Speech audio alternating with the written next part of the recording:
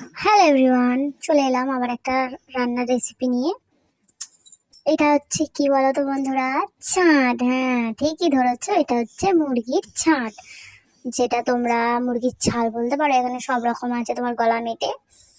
দেখো, আমি এর মধ্যে পেঁয়াজ, টমেটো, 4টে কাঁচা লঙ্কা, একটা গোটা রসুন দিয়ে আর ভালো করে কষিয়ে নেবো। তারপরে আমি টমেটম দিয়েছি, 2টো এলাচ দিয়েছি, 2টো দালচিনি দিয়েছি। এবার ভালো করে কষিয়ে নেওয়ার পরে আমি আলু অ্যাড করে দেবো এর মধ্যে। তোমরা চাইলে দিতেও পারো, নাও পারো। আলুগুলো দিয়ে আমি এবার ভালো করে কষিয়ে নেবো। যতক্ষণ না তেল ছাড়ছে ততক্ষণ ভালো করে কষাতে থাকবে, কষিয়ে নেবে ভালো করে। তোমরা একটা গোটা রসুন দিতেও পারো, চাইলে নাও পারো। আমার তো খুব ভালো লাগে। এর মধ্যে আমি এবার 2 চামচ আদা বাটা দিয়ে দেবো। দেখো বন্ধুরা, আমি একা ভিডিও করি, আমার একটু অসুবিধা হয়, তোমরা একটু ম্যানেজ করে নিও। এবার আমি রসুন বাটা 2 চামচ দিয়ে দেবো, আর 1 চামচ দেবো। সরি, আমি আদা বাটা 1 চামচ দিয়েছি, 2 চামচ বলে ফেলেছি, কেউ কিছু মনে করো না।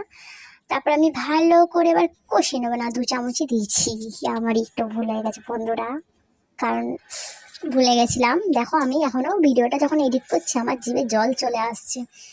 এটা তোমরা অনেকে খাও, অনেকে খাও না, আমি জানি। যাই হোক, যে না খাও সে স্কিপ করে যেতে পারো ভিডিওটা, যে খাও সে ভিডিওটা দেখতে পারো। তারপর দেখো, আমি ওর মধ্যে কিন্তু 2টো শুকনো লঙ্কাও অ্যাড করেছি, যাতে ঝাল ঝাল স্পাইসি হয়, তুমি রুটির সাথে জাস্ট জমে যাবে। ওয়াও।